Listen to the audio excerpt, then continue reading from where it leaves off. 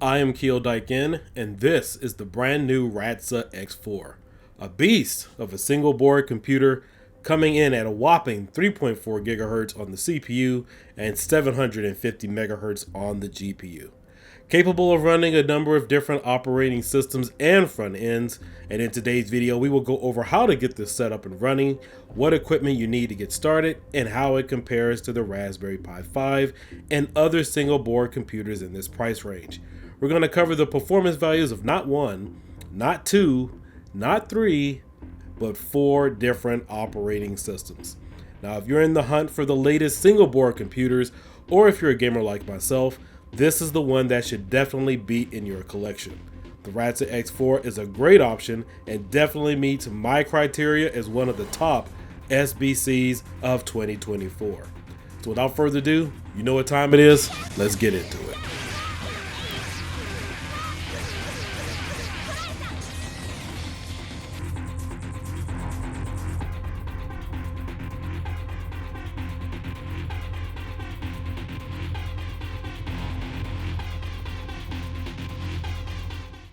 Now, Radxa was kind enough to send me this unit over a few weeks ago for review. They sent me the 4 GB model with no eMMC, but due to resource constraints, as you guys know, most operating systems such as Ubuntu and Windows require a minimum of about 3.7 gigabytes of RAM in terms of resources.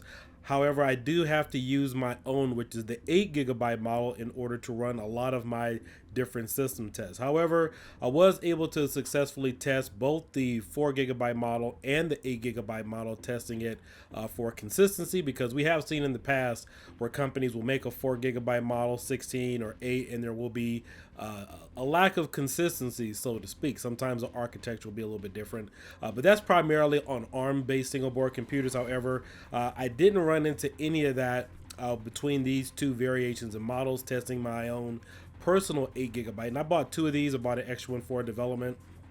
And then, of course, the 4 GB model, they do operate consistently, testing all operating systems as far as heat temperatures and performance values. So you guys don't have an issue with that if you do choose to get the $60 4 GB model. Now, the 8 GB version that I do have is about, I think I bought it for about $80 to about $85, because you can also get the different sizes for the eMMC storage. I would highly suggest doing that, because if you are planning on using Windows, you either have to use your M.2 drive on here, or you have to use a dedicated, or use the eMMC storage provided on the board. It's really nice to have.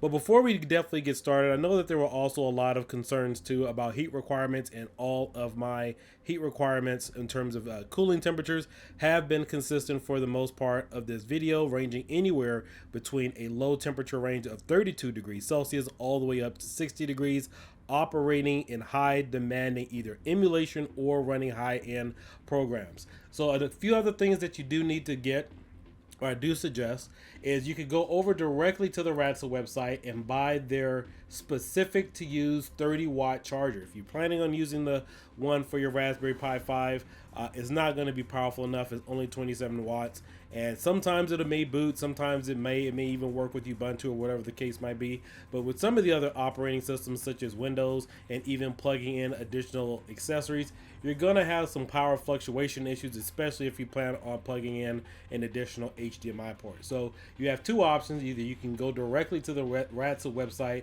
and buy their specific 30-watt charger. I believe it's only like $10 or $15 or something of that nature. Or what you could do is go to Amazon. I have a link in the description of this video, and you can buy this specific charger, which is only $9.90. Now, this will work for a variation of number of different devices. It works really good with the Radxa X4. It also works on my Orange Pi 5 and several other units. In fact, you could even use this charger with your Nintendo Switch. But this will allow you to use one of the most current power adapters for, let's say, your Raspberry Pi 5 and a number of different devices. What I having to buy like 20 or 30 different versions of this type of adapter, and wonder if it's going to be powerful enough to run your single board computer. Now, the next thing I do suggest that you also use, in addition to the accessories that come included with the device, is you will need to invest in thermal paste. I can't stress this enough. A lot of these single board computers now are running they're much more dedicated in terms of power output. They need better cooling solutions. So if you're used to using basic thermal pads, as you've been using, let's say, on some of the ARM-based devices, this is an Intel-based chip. So I know it's in the form factor of a single board computer, but fellas, we have to start using what we typically would use on a regular PC setup. So even though the thermal pads that come included with this was good enough for me, I would still suggest using some thermal paste for your cooling methods, and that way it'll also keep your unit cool as well. Host up to 3.4 gigahertz.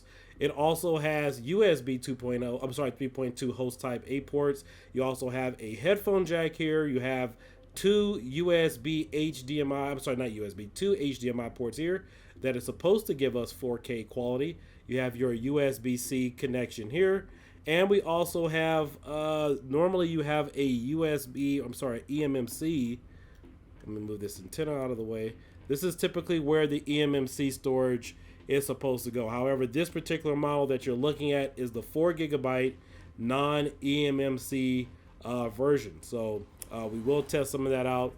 We have our RAM here listed on the bottom, as well as our chip. This is a single channel processor. This is not a dual channel processor.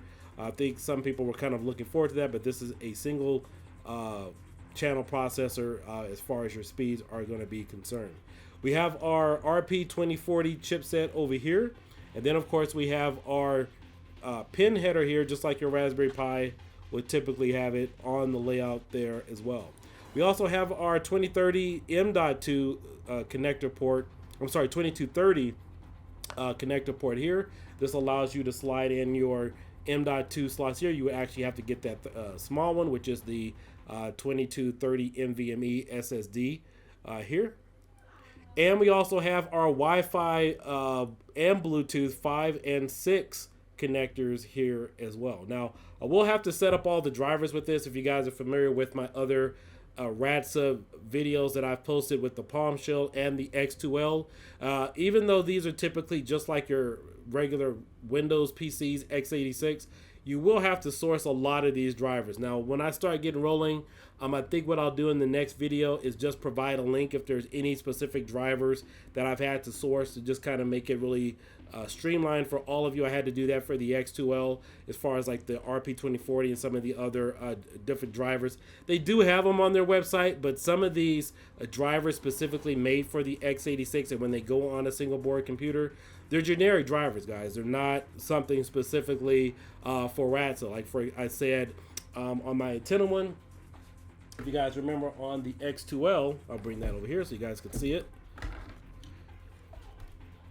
The particular Wi-Fi driver for this, it was a generic driver. You could have found it on any website. Radxa puts their names on these, but for these kind of antenna adapters, they're generic. So you could go to pretty much any other company that had these drivers installed, and then just go ahead and kind of set that up. So this is just a quick size comparison. This is the X2L. This is another x86 based processor here, just a little bit smaller. And as you can see here, the heatsink and fan is a little bit larger. Now I know on the Palm Shell they also included a thermal pad here on the top, which is probably something I could do with the X4 here to maybe get rid of to maybe deal with some of the cooling issues that I've been hearing about. But this is just what this looks like as a side-by-side comparison. And this one also has the RP2040 chip, so you guys can see that as well.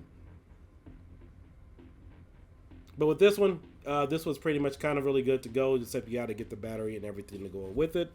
But with the X4 here, they already have the battery included. So we will be doing a lot of testing with this. Again, most of this is going to be with gaming and emulation. We will run some bench tests on Geekbench with that. But guys, please keep in mind too, a lot of times when we're running single board computer tests and using Geekbench, and I've kind of alluded to this in several of my other videos, a lot of those tests aren't inherently of the board itself. So for example, When I ran a test, I have two separate images on the Orange Pi 5, for example. One of those tests came back at a high 700, like 780 or something, close to 800. And then I ran another test and it was like the high 600s.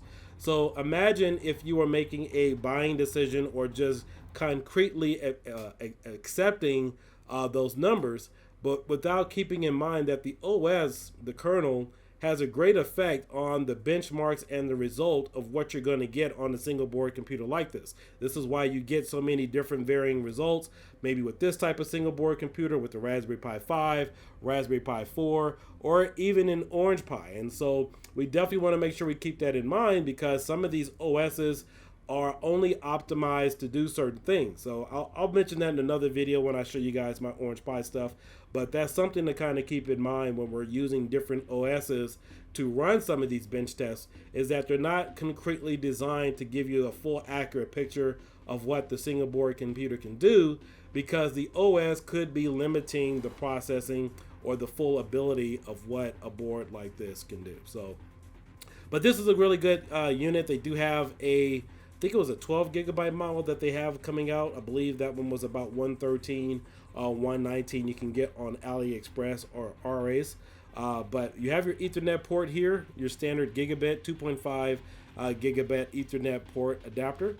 We also have our LP DDR5 memory here. Again, single channel listed here on the back. This is our Intel processor N100. And you also have a flash BIOS here if we need to flash the BIOS. Again, I think maybe this might need a BIOS update. We'll typically see. I know sometimes with some of these boards they do ship them out, but there's always some additional advancements or upgrades we could add to the BIOS. Over here we have our RTC battery header as well as our fan header, which is going to be this little thing right here. And I haven't fully disassembled this. I wanted to kind of record a little bit more footage before I did I take this thing apart, really get into it and see exactly what's in here. And then of course over here we have our power USB-C power adapter, which is going to provide us power. Now this particular board does not come with a power adapter. If you have one for your Raspberry Pi 5, if you're already into the hobby and you have a Raspberry Pi 5, those are pretty much the new power adapters that I would recommend you get. I believe they go up to 30 watts or so. They're about 15 to 20 bucks for those power adapters. So if you have one laying around, you could use it. If you're new to the hobby, if you don't already have a Raspberry Pi 5 or something of that sort, you will need to source and buy an additional power adapter to use with this board. But pretty much this is what it came with. Came with it in this box. Got it in this case. And you got this box here with the heatsink. Now the other concern was, I know again I mentioned in my last video that there were some concerns about some of the thermal pads being crusty or kind of dried out. However, this is the official one that they sent over, and they do match the one that I already purchased, so they're both the same quality.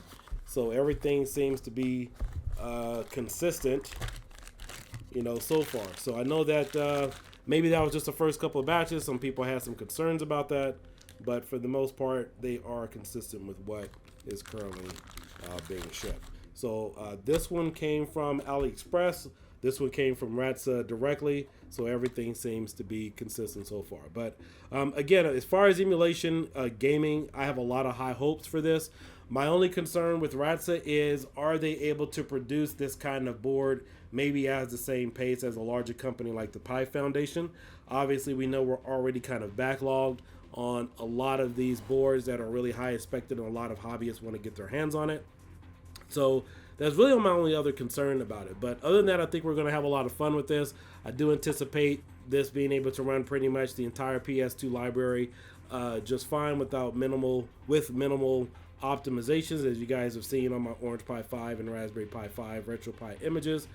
We should be able to do some other additional gaming. This should also run some Techno-Parrot games. Remember, some Techno-Parrot games require a dedicated video card. So even though this one has, I think it's up to 750 megahertz of GPU, you still need a dedicated video card for a lot of specific games. So even though that the power requirements may be there from the chipset, and that's also the same thing too with a lot of mini PCs, is that they boast a lot of processing power, but even in most cases, you still need a dedicated GPU to run a lot of different games, and a lot of mini PCs are bottlenecks. You know, a lot of people are paying $300 to $500, but you're not going to get that full processing power because you're going to need a video card if you plan on doing video editing or doing some high-end gaming, even though the chipset itself can actually run those particular games.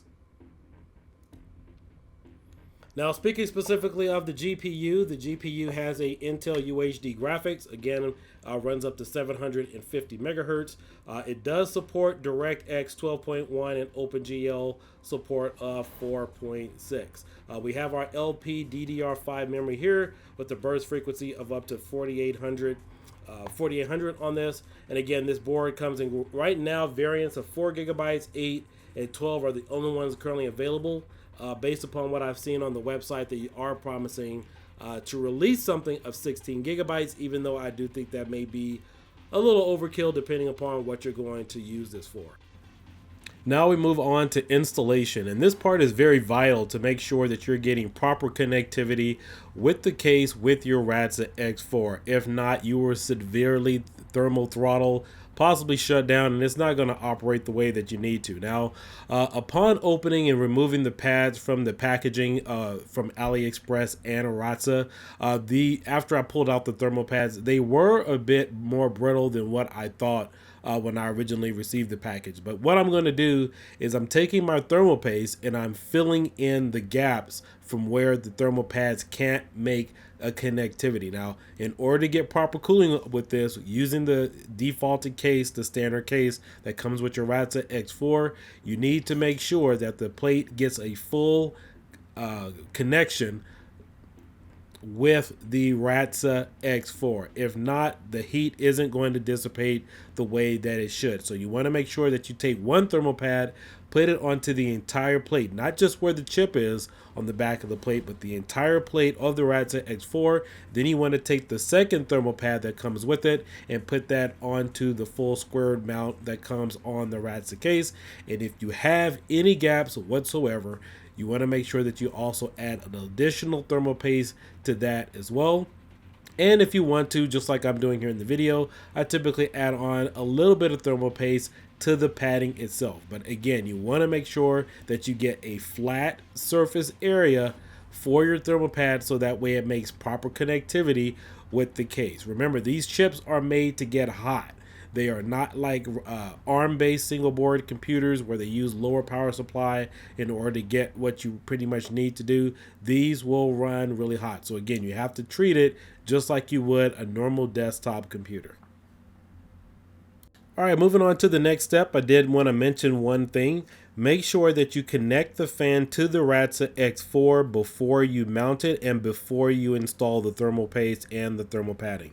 There's not a lot of space for this direct connector, so you will have a hard time trying to connect it if you mount it first. So make sure that you leave the Radxa X4 freely and then install it or hook it up to the bottom of the connector and then install your thermal paste and your padding and then assemble it once you get that done. It makes it for a lot cleaner job and it makes things a lot easier.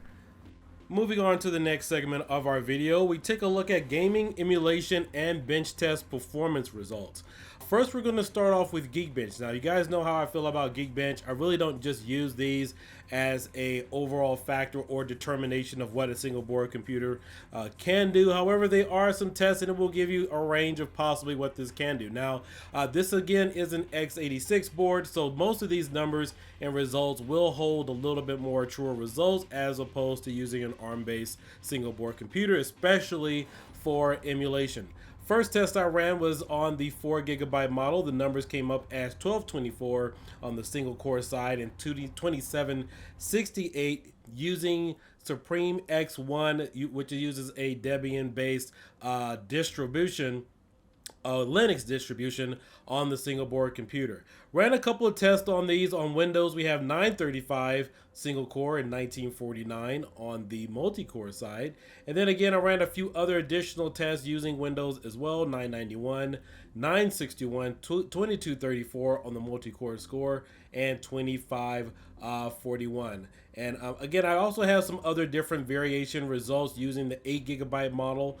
Here, this is the 1167 on the single core score and 2696 on the multi-core score as well. So I ran a number of different test results here. The first number of results that you guys see is on the 4 GB side, the 4 GB model that the company sent over for review. And then of course, this is my own personal one here. So the numbers aren't too off. I did run these numbers directly on the operating system itself, and then I logged into terminal and then ran the numbers to get a different preparation in terms of performance results. Next, I continued all of my testing using the Premier OS. This is my baby. This is my favorite, Supreme X1. This was made by the Supreme team, and this was tailored specifically for x86 single board computers of this caliber. It hasn't been officially released. I know you guys have seen this here in a number of different videos, but last year I wanted an operating system or a platform that definitely resembled what we were doing on ARM, but except I wanted it or needed it for x86 based computers. And so you need something in order to run tests like this that's not only fully optimized, but also guaranteed to give you some great emulation, as well as give you a desktop interface operating system. Now, we are using a Debian based distro. It's very low on resources. As you can see, I'm using the 4 GB model. Now on the screen, you may see the temperature gauge reading at about 27 degrees.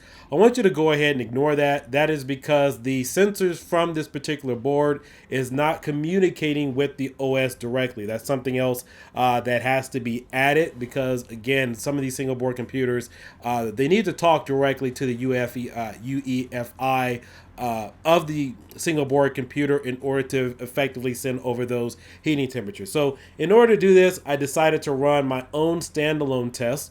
And for those of you who are familiar with Raspberry Pi and Orange Pi 5, typically my idle speeds on my Raspberry Pi 5 is about 27 to 28 degrees at idle, and it's about 28 to about 29 degrees Celsius on the Orange Pi 5. Now, when I do PlayStation 2 gaming, my temperatures on the Raspberry Pi 5 is somewhere around about 55 degrees Celsius on a max, and roughly about 58 degrees, anywhere between 55 to about 58 on the Orange Pi 5.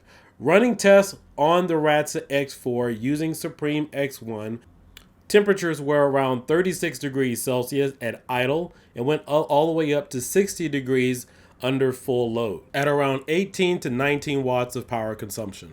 I spent most of my time trying to get this thing really hot and see what I can maximize it out to see what I can fully push this.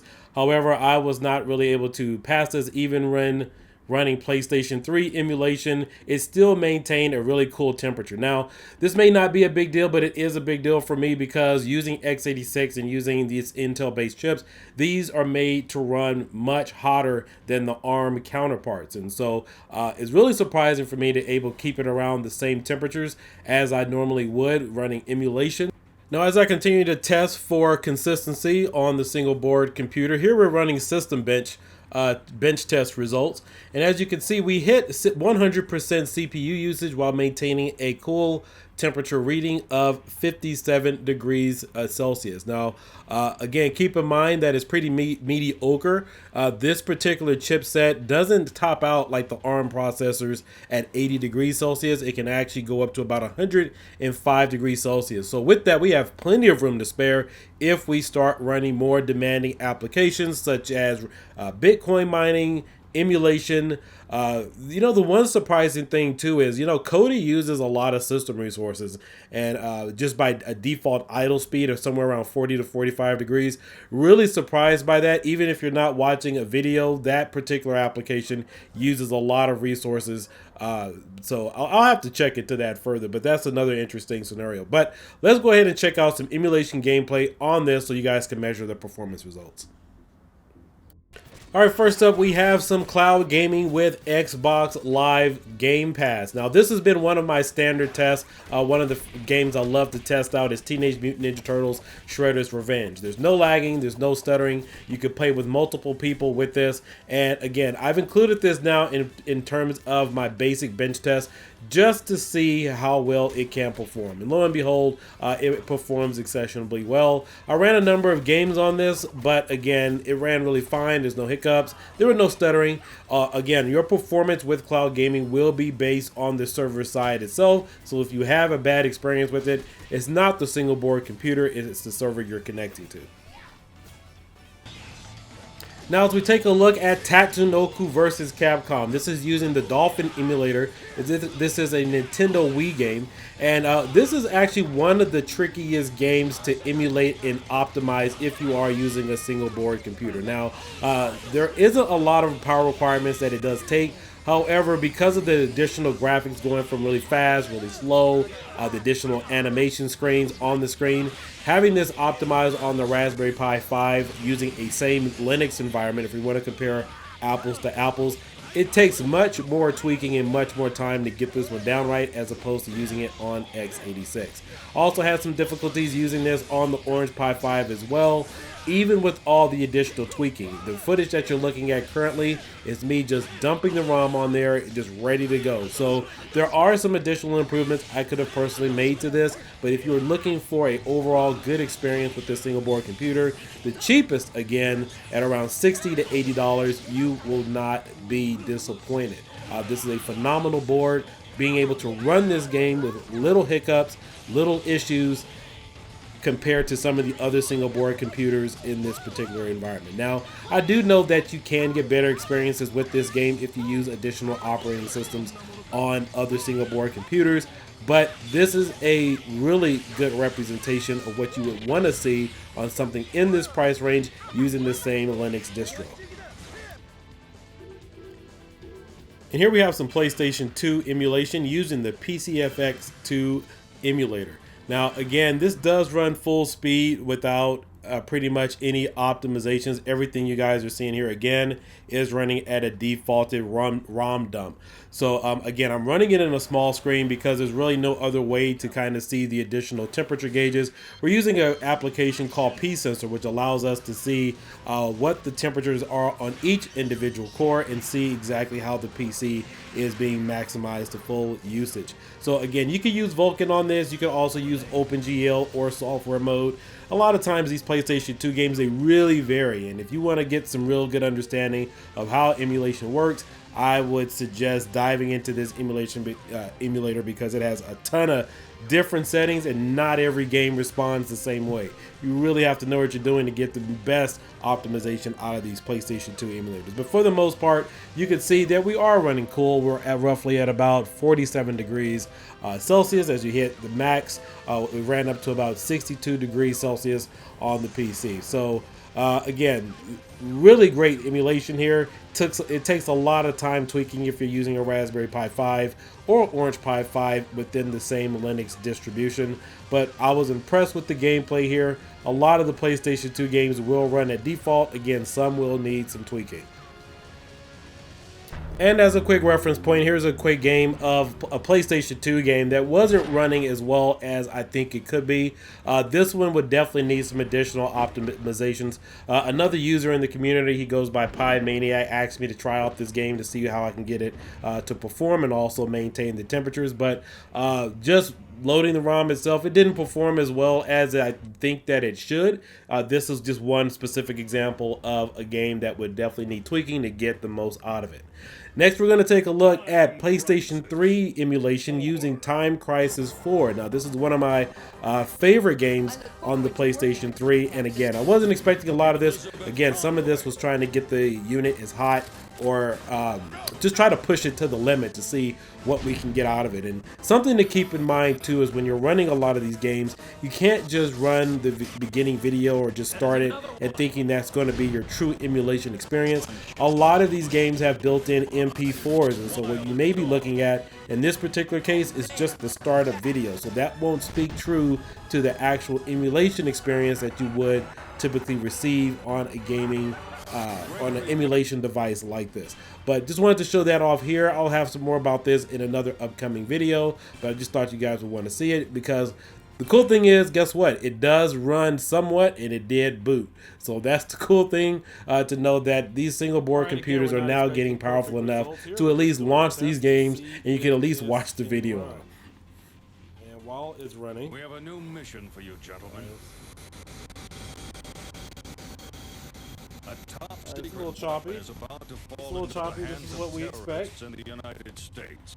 Remember, this is a 750 megahertz GPU on a 3.4 burst chip, N100. I don't remember the defaulted clock speed, and as you can see, what are we getting now? Oh, we got up to 42 degrees. Entire airport for us. That's the highest we've hit so far, and this is PlayStation 3 emulation. So, Thanks for again, I don't think we're going to get much further without a dedicated video card. In fact, here, Let's do this. cut screen. It's going to be full of choppiness and everything right now. It's in the prologue. Moving on from Supreme X1, we have Batocera for the PC. Now you can see the temperature on this OS is 53 degrees Celsius. Now, out of the 4 OSs that I did have a chance to test out, this one by far ranked the highest. Now, after a few hours or a couple hours of gaming, you can see the temperature went all the way up to 58 degrees. The reason why I'm showing you guys this is because, again, a lot of time when we do testing, as I've said earlier, we typically maybe look at one OS or maybe one distribution, whatever the case might be. But again, that has a monumental effect on our reviews and a monumental effect on the information that we're putting out and showing you how these things can perform, because typically you would think that the single board computer, the Radxa X4, would perform at 58 to 53 degrees Celsius. However, this is the OS. Batocera is its own OS, and it is now coming in at a 53 degrees Celsius out of the 4 OSs. It was by far the highest at an idle speed and the highest after using it full usage. Now, I did some PlayStation 2 emulation on this as well as a few other games. You can make some tweaks to this to get it to perform where you need it to be. But again, just for the portion of this particular video, I just wanted to show you guys what some of the temperature gauges and what the specs will look like on different various operating systems. Now, again, it did play okay. You will have to do some tweaks to this, more so than you would on the X1, but it should be possible, and obviously it is possible to run PlayStation 2 gaming on here, but you will have to tailor the games and the OS to your particular needs to get the OS and optimizations that you do want. Also, we'll notice that for whatever reason, this particular build is defaulting at a 4K resolution. Typically, anytime I'm doing retro gaming and showing you guys a lot of video reviews, I'm defaulting my resolution down to either 1080p or 720p because that does affect the overall experience. So just a quick note there in case you guys were wondering and want to get the best performance if you plan on using Batocera. Now, in order to boot up Ubuntu, you will need to burn this to an external USB or SSD drive or your M.2, or you can even boot this directly on your eMMC. Now, for this particular version, I do have an eMMC. It already has Windows booted up on it or loaded, so you will need to go into your default settings and switch the operating system manually. So we're going to load up Ubuntu. And once this is done, it's going to install, do its thing, and we should be able to boot up and log inside so we can continue our testing. Now, I know we haven't gotten to the Windows operating system yet, but the cool thing about using Ubuntu is that it is defaulted to recognize the defaulted Wi-Fi drivers and several other drivers, particularly for the Radxa X4. When we get to Windows, you will have to install all of this manually, but the cool thing is this Linux-based distro is already set to go for the most part to get you up and started. And now here we have our first look at Ubuntu on the Radxa X4. Now again, we are using the model that the company sent over for review, which is the 4GB variant. Now, unfortunately, I was not able to do a lot of testing or do some of the testing that I would normally do because I was limited in resources. Ubuntu uses roughly 3.7 gigabytes of RAM, so that roughly leaves you with about 255 megabytes of RAM free. So by the time you download an application, you actually get one installed. By the time that program starts to use some of those resources, you're already tapped out. I experienced some slowdown. Again, that has nothing to do with the board itself. That has to do with the pairing of this particular OS with the particular board that they sent over for review. Now we take a look at the performance of YouTube running 4K 60 frames per second. Now, when I launch this, there's going to be a few dropped frames as I take it from a regular screen scenario to maximize it to full screen. The performance on this is pretty good. As you guys can see, while it is performing, the frame rates will stop dropping after a while after I had a chance to settle in. And you can see that we are running a consistent frame rate. Now, it's been occurring to me that a lot of people don't realize this, but when you stream or watch 4K videos on YouTube, they are not true 4K videos because they are compressed. So for the next part of this video, we will be running actual uncompressed 4K and 8K video running at 60 frames and 30 frames per second. Really surprising, a lot of people don't know this, but your quality and your bitrate is diminished every time you upload it to YouTube. I've had people where I've worked on Adobe After Effects projects and they've had problems running the actual project because I send it to them compressed. However, I tell them to upload it to YouTube and it runs it. But again, time and time again, when you upload videos to YouTube, they are compressed. And because of that, running these type of video scenarios, they're fine as a basic test just to kind of run it and see how it performs. You know, it's cool and all, but it's not a true indicator or truly indicative of what the board can truly handle. Many single board computers can run 4K 60 frames per second or 30 frames per second if you stream them on YouTube, but actually load a single board or actual true video on a single board computer and that will be the ultimate test. All right, so here we go. We have an actual 4K uncompressed 30 frames per second video. Now, this is one of my Adobe After Effects logos I created several years ago. It's a 28-second video at 4 gigabytes, uncompressed. This is a remarkable performance. In fact, I was impressed with this because it's not stuttering. It's doing exactly what it needs to do. A true 4K uncompressed video running without any stuttering and without any hiccuping. This is a true resemblance of what the board can do without the video file being compressed or restricted by YouTube limitations. Several months ago, I ran this on the Orange Pi 5, wondering or not if it could truly handle an 8K or 4K video. As you guys are aware, a lot of these single board computers are advertising 4K and 8K video or display, but they never really tell you what the true performance is. Ran it on the Orange Pi 5 using, I believe it was an Android-based OS. I don't remember exactly which OS I was running. And it failed. It hiccuped, it stuttered all over the place, and this is performing much better than the results that I had on the RK3588 Orange Pi 5. Now here's a quick clip of my drone footage from a firework event I went to back in 2016, recording on the DJI Phantom 3. So this records at 4K 30 frames per second. Now I will flip back and forth between the Radxa X4 and my personal computer. I believe the bit rate on this is somewhere about 40 or 50 megabytes per second. But as you can see, we have a little bit of slowdown. So the performances are going to be drastic in comparison. Now this is using a file method called .move file .move extension file, totally uncompressed. However, if you were to watch this exact same video on my YouTube channel that I recorded back in May of 2016, it runs perfectly fine. Right now you guys are looking at a clip of the same exact video playing directly on my PC, and it's playing without any issue. Again, this is raw footage, uncompressed, and it's playing perfectly fine on the PC, but is having some issues on the Radxa X4. The true bitrate on this video is 62 megabytes, as you can see on the upper right hand corner. This is using the Power DVD program in order to play it back on my PC. And then we're using Video VLC on the Radxa X4 in order for playback. Got a little bit of choppiness there. But, you know, again, this just to show you that how performances can be different from YouTube playback, playing either locally versus streaming. And for our final operating system for today, we have Windows 11. Now, if you are familiar with the power requirements of this board, then nothing in this price range or in the performance range should surprise you. Here is a quick look at the BIOS.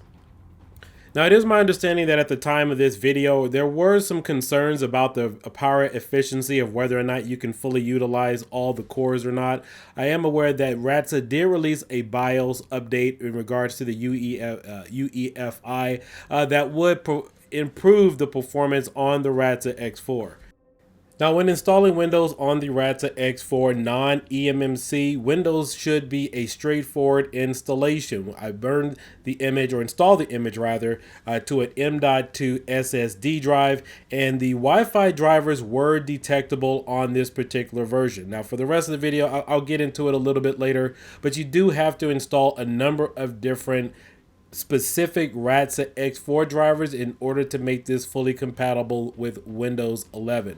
However, the Wi-Fi drivers for the 4GB version will detect upon installation. However, on the Radxa X4 8GB eMMC version, I had some difficult time installing Windows because it requires you to connect to the network. In order to bypass that, while you're installing Windows, you are going to be met with the prompt, do you want to connect to the internet? I was connected hardwired, but because the drivers are not installed at this point, which is something you have to install a little later on, the only other way is to install the drivers over Wi-Fi or bypass this command prompt. So in order to bypass this command prompt, because you cannot install Windows without an active account, you need to press Shift and F10 to pull up the terminal. And once we're in terminal, we're going to type in this command prompt, OOBE \bypass NRO. Once you type in this operation, the PC will reboot, and then you'll be able to set up an account without having your Wi-Fi drivers installed. And here we go. We have Windows finally installing on the Radxa X4. Now we'll show you guys the two different performance values that I do have. Again, we're bouncing back and forth between the 4GB model and the 8GB model. But for the most part, on both units, I did get an average temperature idle speed of about 36 to 37 degrees Celsius. Now, once you're installed Windows up at this point in time, keep in mind you will not be able to access the internet unless if you're using the 8GB eMMC version, obviously you won't be able to connect to the internet because none of the drivers are reading. However, on the 4GB non-eMMC version, the Wi-Fi drivers will work. So if you're activated on your Wi-Fi, you can go directly to the Radxa website and download all the applicable drivers that you need. However, if you're not able to connect to the internet, you need to go to your main computer, go to the Radxa forums, and download all the applicable drivers for the X4. It's a real easy and simple process. If you guys need a step-by-step tutorial on how to do that, it's the same process that I used on the Radxa X2L that I did a few months ago. You guys could just Google or look up Kiodiekin X2L, and it's the same install process. The drivers are slightly different for the most part, but again, these are directly drivers for your RP2040 and other various drivers for this single board computer. Now, once you're on the Radxa website, there's just a number of different drivers that you need. There's roughly about 8 or 9 in total that will set up your Ethernet ported drivers, your Wi-Fi, your Bluetooth, your audio drivers, and the Intel chip as well. Here's a quick list of what all of them will look like. And again, they can be easily accessible and downloadable directly on the Radxa website. And here are the results of one of my bench tests running the XS bench score. My current score was 1310 on the CPU. I had a base score of 1000 operating at 3000 megahertz with a high score total value of 1976. The current temperature right now is still operating at 36 degrees Celsius with a max temperature reading of 65 degrees Celsius. All right, so as you guys can see, with properly applied thermal paste using the stock cooler, everything stays cool. I mean, we haven't really gone up to about 50 degrees Celsius while using this, but all of our temps, based upon the number of 4 operating systems we've used, have all been within the same range. But you know what? Let's go ahead and get into some gameplay. We want to see exactly what we can push this bad boy to do. Now, one of the first games that came out a few weeks ago at the time that I was doing my review was Marvel vs. Capcom Arcade Collection. So Marvel vs. Capcom 2, as well as the entire package, if you have Steam, will run perfectly fine on this device. There are a few settings that you can adjust on here in terms of lowering the resolution that will give you your maximum gameplay, flawless gameplay online without any hiccups or issues. So around for $60, 60 to about 80 bucks. This is probably one of the best, maybe most affordable mobile units that you can take around if you still love playing games like Marvel vs. Capcom 2. And with this, I also played a number of different games. We also included Xbox Cloud Gaming, which you guys know is one of my personal favorite. We did Pinball FX Zen Studios. We did a little bit of that. I checked some of the graphics to see exactly if we can run this game 4K without any hiccups or stutterings. For the most part, a lot of the tables do run. There are some tweakings you need to do within the interface. However, it does play Pinball FX perfectly fine if you're running 1080p.